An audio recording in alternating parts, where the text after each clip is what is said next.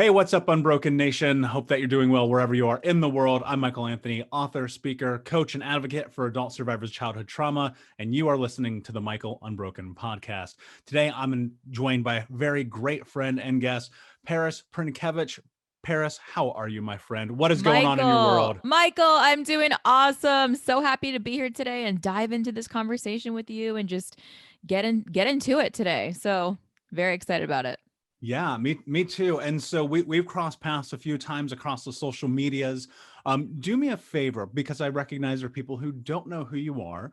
What's the high level? Talk to me about what you're doing in the world, what your place is, and what your goals are right now. Yes, of course. And I'm so glad that we crossed paths and got the chance to connect, an opportunity to make this conversation a reality. So, what I do is, like you said, so my name is Paris. I'm the host of the Crooked Illness podcast, which is entirely focused around bringing more conversations to the table around mental health and mindset to make more of these conversations more normalized and less stigmatized, and to create a platform to have other guests come on, share their stories with me, their lowest moments, whatever that may be, what they learned from these times in their lives, and really highlight that and bring and see the value in that and bringing that to the table. And you guys can find me on mainly Instagram, so at Crooked Illness. I'm also on Facebook. There's a Facebook page as well, Crooked Illness.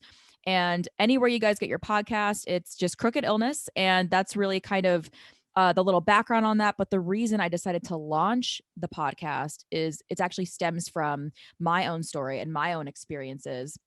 And I get into that a little bit in the episode, some of the episodes, but I'm also in the process right now of finishing my book and working on getting that published and all the steps into that. But pretty much my entire focus and what I really love diving into more than anything is mental health and mindset and the relationship that those two share and the connection that is there between the two of those things. Yeah, and I think often when a lot of things come out of us as creatives, and I think most all endeavors are creative to some aspect, it all stems from this place within us when we are either A, inspired to seek or create change, or B, we recognize that we understand or know something. And I think about very much what like this podcast is I believe that it is my duty to give knowledge that I know and understand to the world in reciprocation for me receiving it and creating change in my own life. What is it that spurred this for you? Because I think there's a lot of people who have been in these moments of facing mental health adversity, and maybe they've overcome, or maybe they're in the process right now, but often they're in this place of, okay, well, what do I really do here? And I've said before, I'm a proponent of not sharing your story. I don't think it's a necessity in order to create change and growth. But for those listening, what was your journey? How do you go from where you were to where you are right now? Yes, I love that question. I think that's a great thing to highlight. So I think so for me, the biggest piece of getting into this and really creating the podcast, creating this platform was overcoming the stigma that I had tied to my experiences with bipolar disorder. So I called the podcast Crooked Illness, and that stems from two perspectives that I have. So the first perspective is when I was 19 years old, I was diagnosed SMI, which is seriously mentally ill, bipolar 1 disorder, hospitalized at the time, struggling really, really badly from inside the walls of that hospital.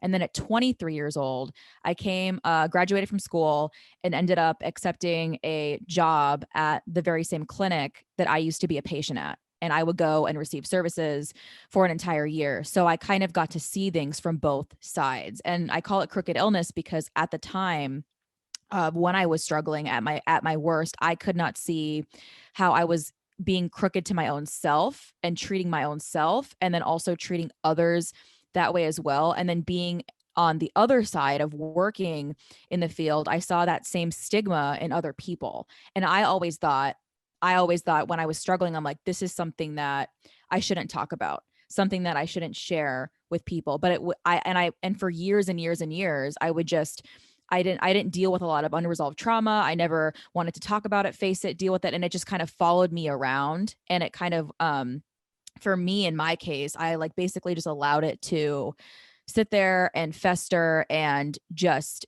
not face it and deal with it. And I finally was like, you know what? I really want to talk about this and tell my story because you know what? I'm like, I could potentially help more people by doing this than just hiding it and bottling up and keeping it inside myself and watching it continue to hurt my own self and, do that to myself and also and hurt other people in the process.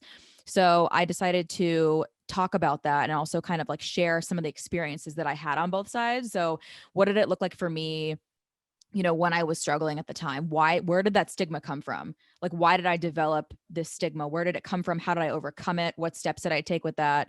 And that's something that I really love discussing because I feel like, especially anything related to mental health, I love conversations about stigma, ways to decrease the stigma, ways to defeat the stigma, ways to overcome the stigma. Because for me, I felt like that was the biggest piece that was keeping me from moving forward in all areas of my life.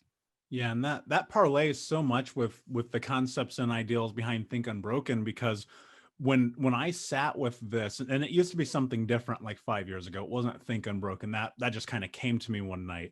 But it was so much about recognizing that the parallel between what you're saying and my experience was, I have been sitting on this for so long that I can't possibly continue to move forward in my life until I remove the stigma that's associated with it. And now my journey obviously very different than yours, but again, it does parlay in many ways, and especially facing mental health elements in youth and growing up a teenager with a bipolar mother and a narcissistic, abusive mother. And, the list goes on and on and on, and getting into my 20s and recognizing, okay, wait a second, I'm actually standing inside of the house that I am burning down because I'm not yet stepping through this. But that's a scary place and a scary moment. And being hospitalized at such a young age must have been a terrifying experience for you. And I know that there are people who are listening right now who say, okay, but how do I know if I'm in this place in my life where either A, I'm ready to actually deal with this, or do I need to be hospitalized? There's so many questions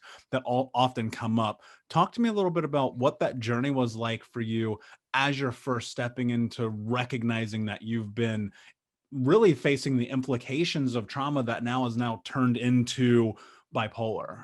Yeah. So the biggest piece for me was at the time when I was struggling, I did not have awareness. I had no awareness of what was going. It was almost like I was just living every single day, kind of, and I was putting myself, in situations that weren't good, where environments where I wasn't safe, and it was ultimately because I kind of stopped caring about trying to feel like I could get better or heal or move forward any kind of way. Because, I remember when when I was actually hospitalized, I put myself there because I remember, I was actually misdiagnosed at 16, which happens a lot to a lot of people, going through that and, getting a diagnosis, being on different medications. So I was diagnosed with depression at 16. Then at 19, when I was hospitalized, I was diagnosed with bipolar disorder.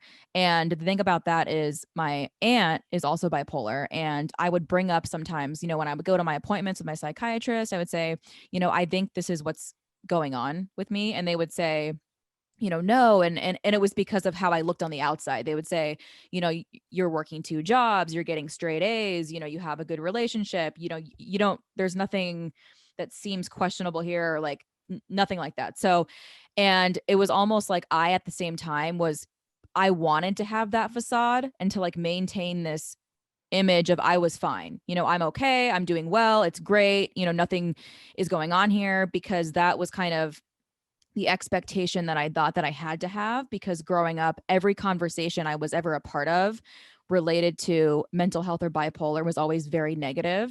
I never heard anything good about that at all. Like the fact that, and that's really what kept me afraid of bringing up the fact that I was struggling with that, because I was afraid of the judgment, the shame, and also kind of, growing up, my mom's sister had that, and my mom would tell us, all of these, horrible, terrible things that were going on with her, and I could never understand it because every time I was around her, I never saw any of that. So I'm like, I just found it really hard to understand, comprehend. I didn't know a lot about it or what was going on, so I kind of just kept pretending. I'm like, I guess this is just how it is. I just have to keep living like this. I would just keep saying to myself, you're fine, just move forward. But the point for me is it was very difficult to move forward because, when I was 16, I went through a sexual assault and didn't talk about it for a long time. And I would tell myself, it's fine, just move on, move on.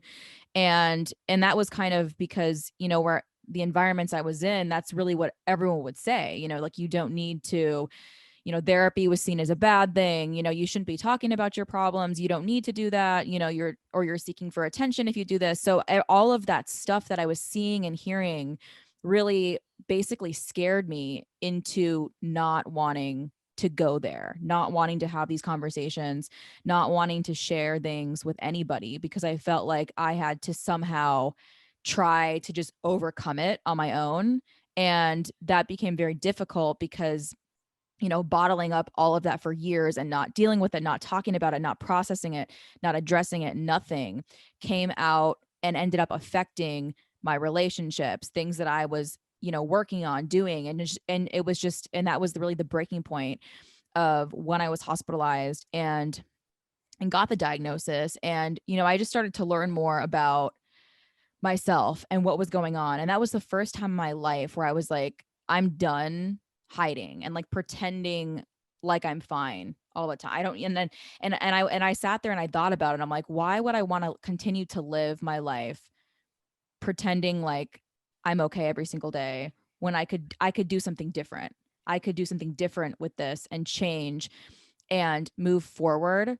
And I never felt like that was possible before, but it took me like years to get to that point of where, I'm like, I can finally overcome this, deal with it, address it, process it, and work through these things, because for the longest time I thought that I never could do that. Yeah, and that's so incredibly indicative of the nomenclature of Western and especially American society to want to push this stuff down, to make it seem like it never happened. And because of that, somehow we're supposed to be stronger. And you hear that often, and especially in communities of color and male communities where it's like, this didn't happen, or if it did, stop crying about it, get over it, move on, grow up, man up, be an adult about it. When we don't recognize, one of the worst parts of that conversation is long term, it's not viable, because eventually the longer, and this was my experience, the longer you stuff it down, the more that it consumes you, and the further that you try to fight it, the more that it wants to get out, right? What I'm curious about is, what was the lead up? What parts of this were symptomatic in a way that was noticeable, in which you thought to yourself, okay, I actually need to seek help, something here is off?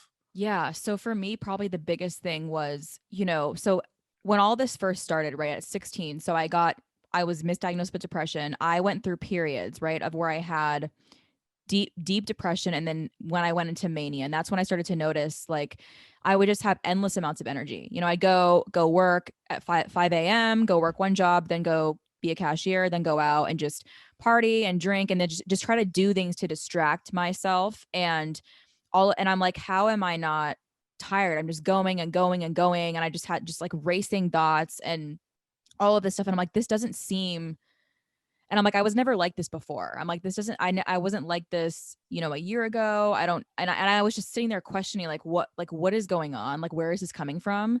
And, I remember I would bring it up at some of my appointments. And then again, I think it was kind of the aspect of, I didn't seem that way on the outside. So it was kind of like hard, I guess. I don't know if it was like to believe that what I was saying was what I was experiencing, but a lot of people around me just didn't see it. They were like, no, you don't. And that's what I often hear too. Like when of course, when you like see things on the media of, different celebrities who pass away, from suicide, and a lot of people say, oh, I had no idea, this person looks so happy.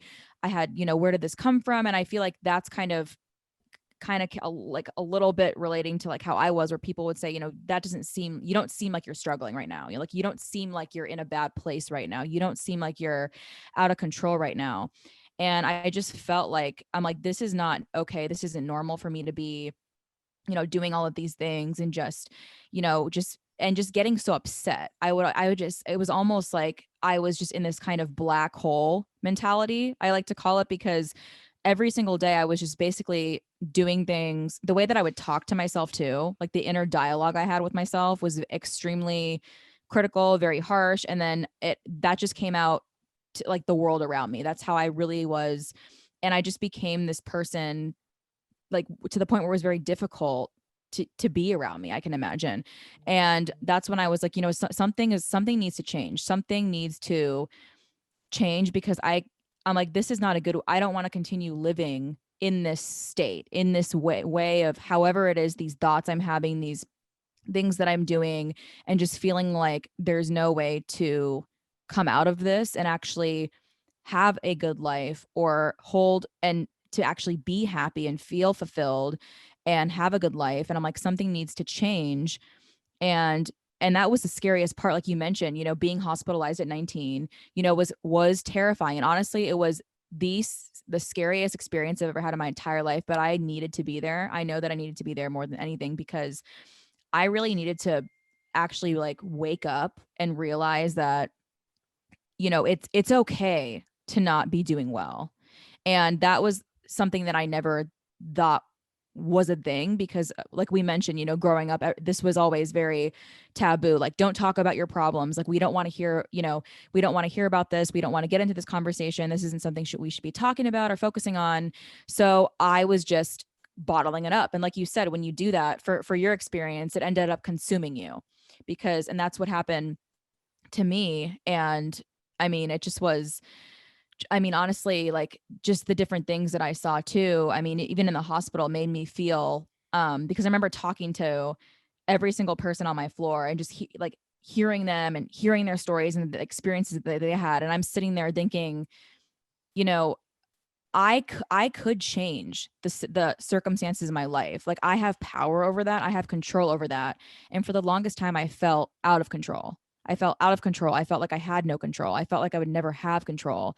But then knowing that I'm responsible for how I respond or react to situations really kind of got me to start opening my eyes and saying, okay, there are steps that I can take to make this better. There are things that I can do to come out of this black hole mentality and actually start changing things in my life, start doing things differently, start implementing new habits to actually get me to the place that I would like to be in. And that's really what I like to, get into with people too, is if you ever struggled or are struggling, that is fine. That is okay. There's nothing wrong with that. And I feel like sometimes it's shamed almost and like looked down on if you're struggling with anxiety or depression or bipolar or schizophrenia.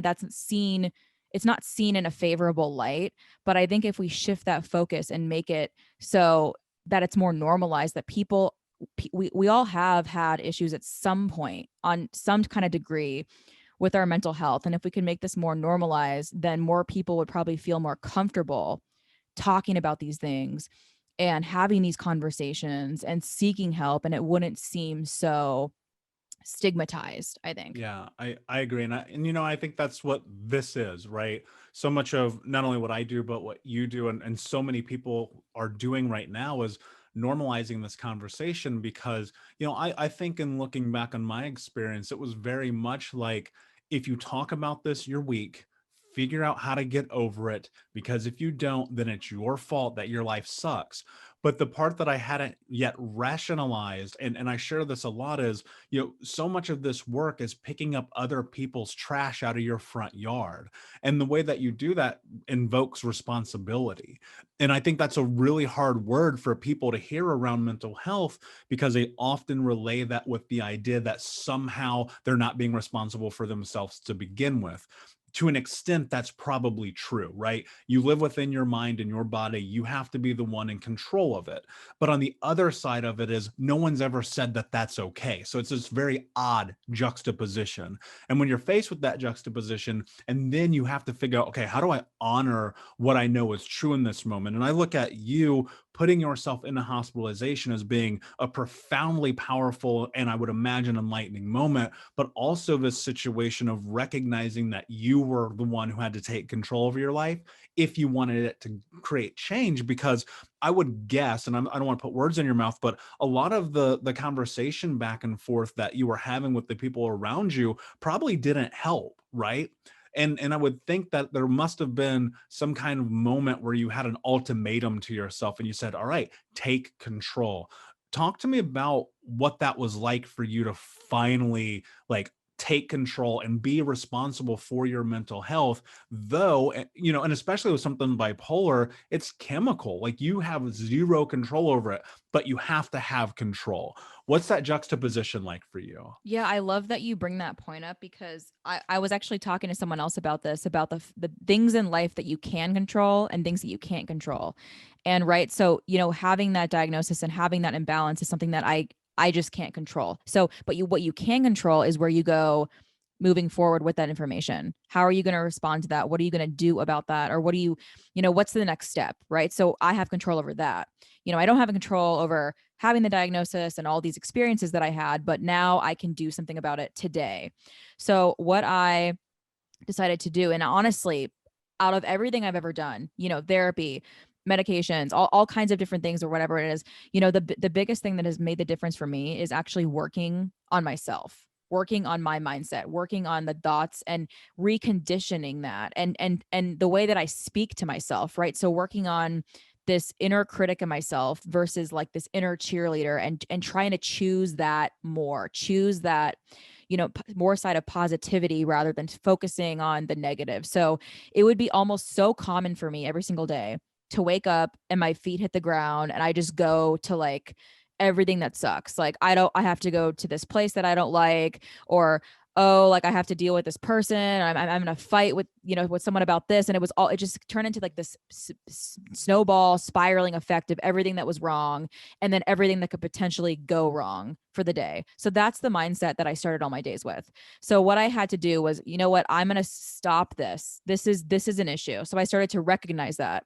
And I started to recognize patterns that I had as well, and different behaviors that I had that were hurting me and hurting other people. So I said, what can I do about this to change this? What can I do to make this to make this go away, and to substitute something else in its place that will benefit myself and benefit other people, and keep me in a better state of mind. So what I really started doing was just reading a lot of personal development books, listening to a lot of podcasts, journaling. Gratitude was huge for me. And I used to think that was, I literally, when I was struggling, I used to think that was so dumb. I'm like, what is it going to do for me to sit here and write down 3 things I was grateful for? And that was because at the time I had a very, very hard time even identifying one thing that I was grateful for, because I was so focused on everything that was wrong, everything that could go wrong, that I couldn't even see the blessings that I had. I couldn't even see the things that I did accomplish, because I was so focused on all of this stuff that it literally consumed all of my thoughts. And I said, you know what? I'm going to start looking at the things that I have, the things that I'm grateful for, the things that I'm looking forward to, and doing that, all of that stuff, the gratitude, the journaling, changing how I speak to myself, those things were really, really got me to this place of now when I start my day and I end my days, I start it on the best foot possible, because I'm going into it with a mindset of appreciating where I am right here in this moment, instead of saying, oh, I'll be happy once this happens, or, and then once you get that, then it's, well, once this happens, then I'll be good. No. And so saying that you can create that, and we can manufacture our own happiness within ourselves.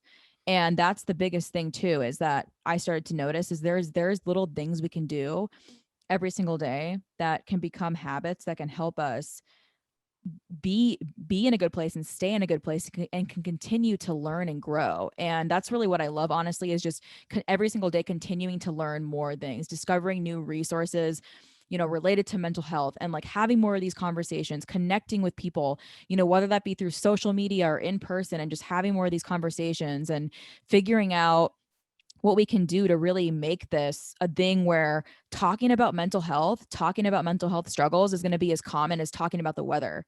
So it's not even a thing where it's weird anymore. It's just like, it's completely normal. And I think honestly, if we were able to eliminate that stigma once and for all, then that would actually have a huge ripple effect on many things, like so many different things that are going on in the world. Of course, when you turn on the news, you see all kinds of things like, like shootings, killings, all these different things, people going, in and out of jails, in and out of treatment centers, in and out of hospitalizations.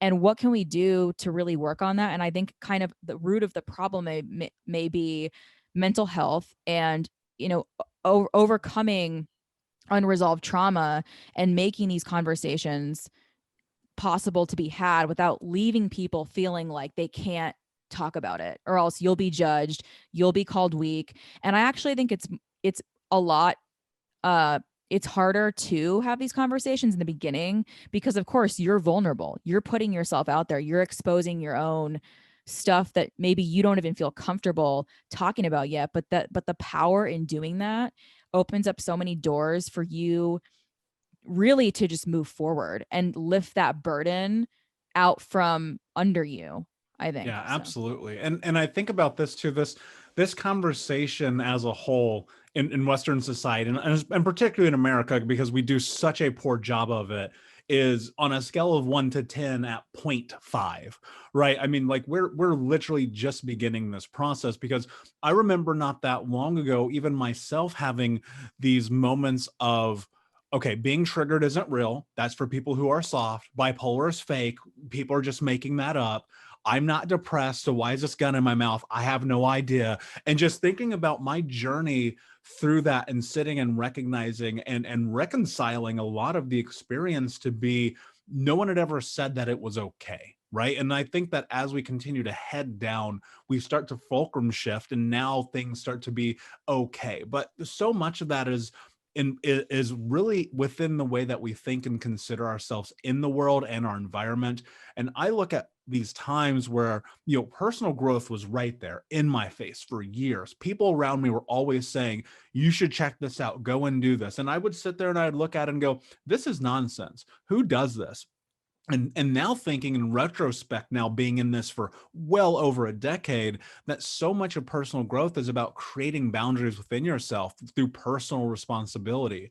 And what I'm curious of is, when you were in this place of deciding to make the choices and to become responsible for you, how much of that experience was permission granted to you from an external source versus permission that you gave yourself because you were tired of your own bullshit?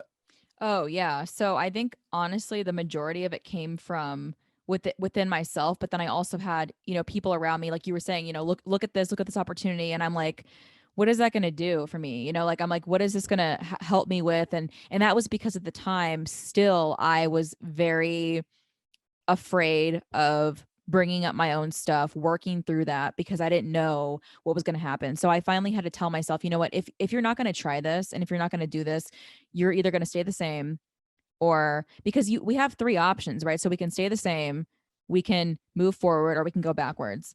And I'm like, do I want to go backwards? Do I want to see what that's going to be like? And it was almost like I had to say, you know what, I'm going to start noticing things and paying attention to myself more and trying to care for myself more in a different way, instead of just saying like, this is the way I am, just this is just how I am. And I could continue living like that and just making excuses, blaming other people for everything, like trying to find something to put blame on, instead of saying, you know what, there have been things that have happened that have been terrible, that have been unfortunate, but I can today decide if I want to move forward, and how can I do that? How am I going to go about that? Or I can stay here and just hope that one day it'll be good and I won't have to deal with it anymore. Or I can just, continue to work myself up into this negative self-talk of, this sucks, life sucks, you suck, everything's terrible. So I was like, you know what? I'm done like living like this because it's not working. I'm like, I don't want to keep getting up every single day and having this mentality. And I'm like, I'm not going to feel good like this. And it's not going to work. So I'm like, you know what? I'm going to start doing this. I'll start, and I went to, a conference with, some of my friends from high school. And that's, when I really started to say, you know what, if all these people can get up on stage and talk about their stories, share their experiences, and talk about how they overcome this, and maybe I can do that too. Maybe I can start taking steps toward that. And then I was like, what am I going to do that? And that's when I said, I need to figure out how I can overcome this stigma that I've attached to being bipolar, to having these experiences, and how I can snap out of this. And that's when I, decided to tell my story and put that out there, and then make this platform on Crooked Illness a place for other people to also do that as well. And, share with me what has helped them? Like, what has helped you through whatever it was that you experienced or went through? What did you learn from that? What did it teach you?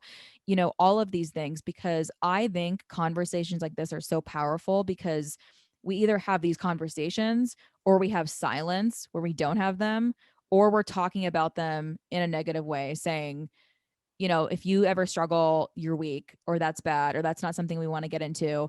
But I think if we can reframe this and, like you said, shift that focus of, oh, that's not something you should be talking about, or that's, no one wants to hear about that. Talk about something more positive. If we can shift this towards people feeling like they can share their experiences, or whether you have a diagnosis or not, whether you've been hospitalized or not, whatever the situation or story or struggle may be, just making it so people can feel like it's okay to have these conversations, instead of, I can't do that, because then people might think I'm weird, I might get judged, no one is going to want to talk to me anymore, I'll get all kinds of mean messages, or like all this hate on me for doing this. And because that's the thing is, people are, at least for me, for years, I didn't ever think I would be comfortable. And I can't even imagine, where I would be in my life if I still felt that way.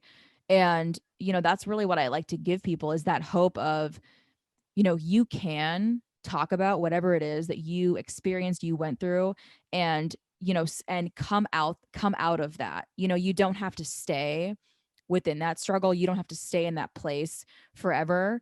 And that's really what, I like to focus on, and focusing on the solution based stuff, right? So what can we do to move out of the problem, move out of the struggle, move out of these issues that we're having or having experienced? And how can we move out of that and into something that is going to get us feeling good, happy about our lives, and into a solution centric model, and out of this just struggle that we feel so consumed by. I think it's, for lack of a better term, I think it's delusional to not believe that there's potential on the backside of doing the work, because that is such a self narrative that is painted through extrinsic sources where people around you go, well, why bother? Look at how this person is. Why do this? Why do that? And, I come back to one of my mentors, Tom Bilyeu, who often says, struggle is guaranteed, success is not. And I look at my life as being a self-defined narrative against the word success, where I only measure myself versus myself. That said, there's still struggle every single day. I don't think, and from this is my personal perspective, I don't believe that this gets easier, but the tools get better. And one of the things that I really am, I feel is a miss in mental health conversation right now, is this idea that you're going to go and do a couple things and magically your fucking life's going to be great. That's not true. What I would love for you to talk about as we start to head into the end here is, talk to me about working through struggle while you have tools. Oh, I love that. I definitely agree with you. The fact that the tool's getting better, and there's always going to be that struggle, because, for me still, even to this day, it's not like I wake up and just because I did all this stuff and just because I went through years of whatever I did to try to become better, now all of a sudden I'm great. Like, I never wake up and feel sad, upset, hurt, angry, nothing. I'm just fine all the time. But what I do now is I have awareness of that. And before I didn't. So, and it was because I was so consumed with whatever it was that was happening at that time, that I did not see how unhappy I was, because that was just the way that I thought that life was for everyone. So I didn't have awareness. And now I've been able to, pay such better attention to myself. So like, if I'm in a situation or whatever it is, and, I'm feeling overwhelmed, I'm feeling stressed, I'm feeling hurt, I'm feeling sad, I'm feeling something, I pay attention to that and I notice that. And instead of ignoring it and just pushing it away and saying, oh, like, I don't need to have feelings, or like this whole thing of like, I'm catching flights, not feelings, or like, I don't have feelings, making it more normalized to actually work through that. And I think honestly, the biggest tool that has helped me was that mindset work, but also, continuing to do these things on a daily basis, and not just saying, okay, I'll get up and, write in a journal, and then, maybe next week I'll do it again or whatever. Just doing it every day, being consistent, and paying attention to when I'm not feeling good, when I'm not feeling in a good spot, and what can I do about that? What can I do about that? And instead of, letting it really consume me and just really like take over my mood for the entire day. So doing that I think is a big thing. But yeah, I mean, I think everyone has, different things that they've done or different things that they've tried to overcome certain struggles they've had.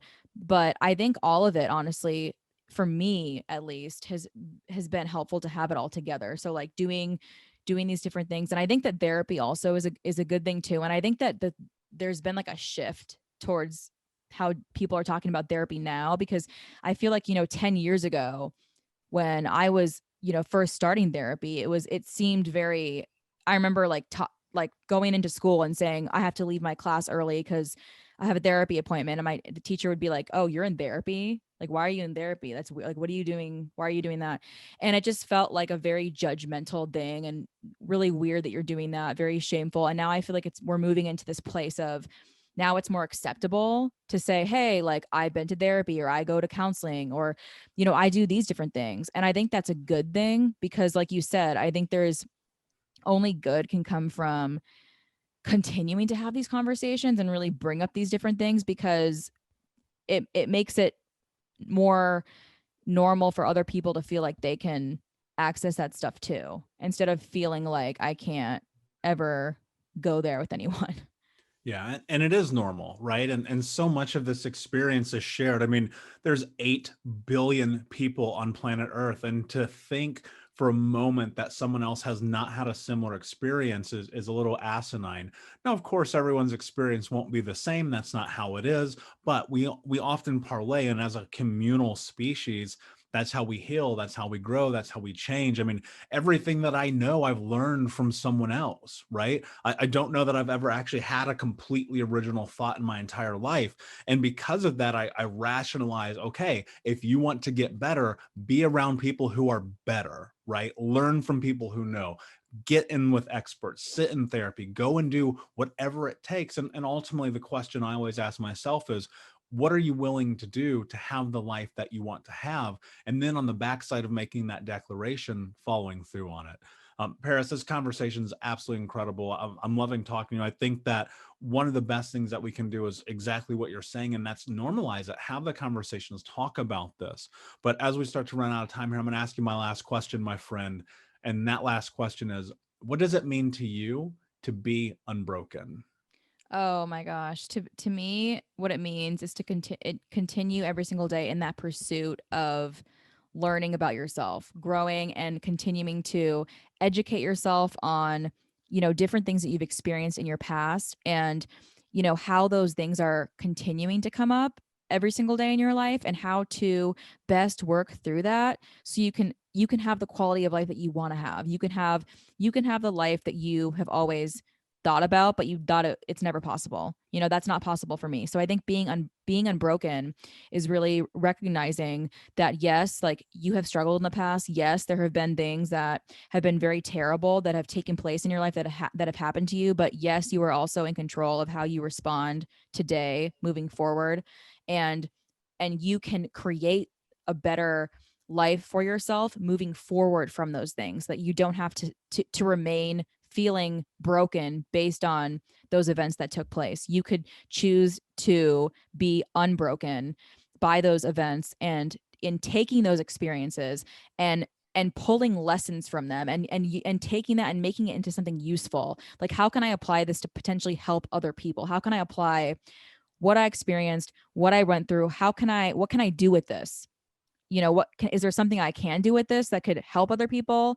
If so, what is that? What does that look like? And just continuing to every single day, just try to be better, try to continue learning, continue growing, and just really taking care of your mental health and making it a priority, and, letting other people that they can do that as well. So that's really, to me, like what it means to be unbroken. Couldn't have said it better myself, my friend. Unbroken Nation, thank you so much for listening. Please like, subscribe, comment, rate, review. And until next time, my friends, be unbroken. I'll see ya.